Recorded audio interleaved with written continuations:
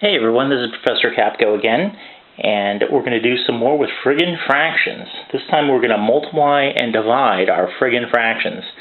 Again, if you're like me, fractions are a pain. I don't particularly like them, but we do have to work with them. So again, this is a follow-up to a question that a student had about how to add and subtract and multiply and divide fractions. Alright, so let's get these basics down.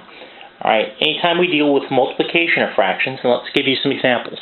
Say 2/5 times 3/7. Unlike when we're adding or subtracting fractions, when we multiply fractions, we do not need a common denominator. Again, the numbers on the bottom are the denominator, the numbers on the top are the numerator. So we do not need a common denominator. So when you're multiplying fractions, all you need to do is multiply straight across.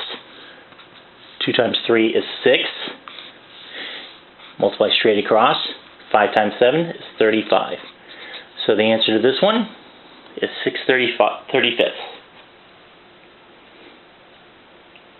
So multiplication is pretty darn easy. You just multiply straight across. You do not need to find a common denominator. Let's talk about division. So you've got a problem like this. 4/7 divided by 2/3. You want to find the answer to that one. Well, division is almost as easy as multiplication. All you need to do for division is flip and multiply.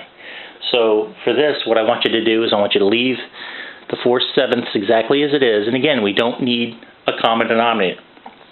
We turn our division sign into a multiplication sign, and we take this fraction here and we're going to flip it. 3/2. So now my division problem has turned into a multiplication problem. 4/7 times 3/2. And again, you don't need a common denominator, and you're going to multiply straight across. Okay, so 4 times 3 is 12. Multiply straight across. 2 times 7 is 14. Got 14/12, and this can be reduced to 6/7. And that's all there is to multiplying and dividing fractions.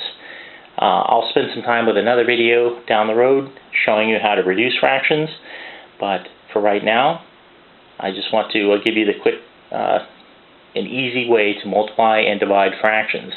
If you have any other questions, just go ahead and put them in the comments. If you like this video, please click like, and Professor Capko reminds you, keep your grade alive and subscribe. Until next time, this is Professor Capko.